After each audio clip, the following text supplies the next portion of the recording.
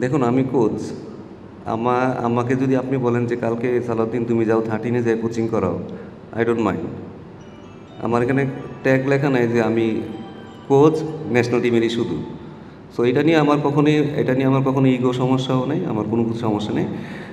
এটা নিয়ে আমি চিন্তিতও না।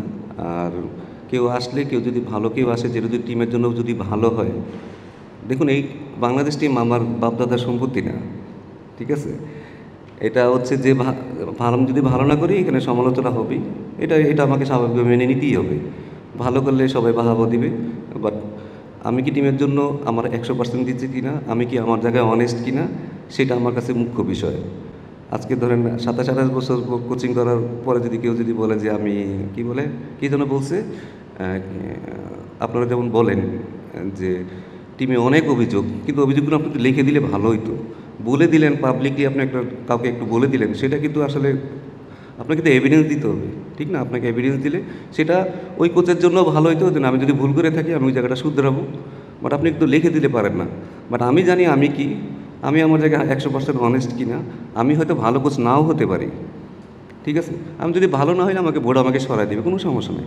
বাট আপনি কখনো কাউকে কোনো কিছু জাস্টিফাই না করে যদি আপনি কাউকে লেখেন, এটা আসলে ঠিক না। এটা মানুষের আসলে আপনি কখনো আপনি কি জানেন কি লোকটা অনেস্ট কি অনেস্ট না, সেটা জেনে তারপরে আমার মনে হয় লেখা উচিত।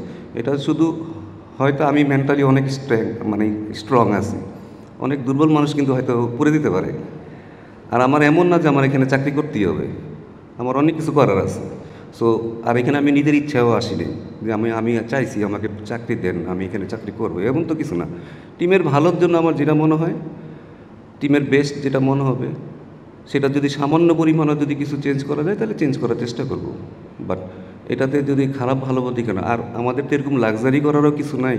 টিম তো রেগুলার হাঁটতেছে, এর মধ্যে ফেভারিজম করে আমি কি কী লাভটা পাবো আপনি আমাকে বলেন। আমরা তো টিম তো এরকম না যে প্রতিদিন জিততেছি, ঠিক আছে একটা খেলায় দিলাম, তা তো না। আমরা তো নিজেরাই ভালো খেলতেছি না। এখন তো আমি অ্যাজ এ টিমের মেম্বার হিসেবে আমি তো চাবো টিমটা যেন ভালো করুক। So that's it.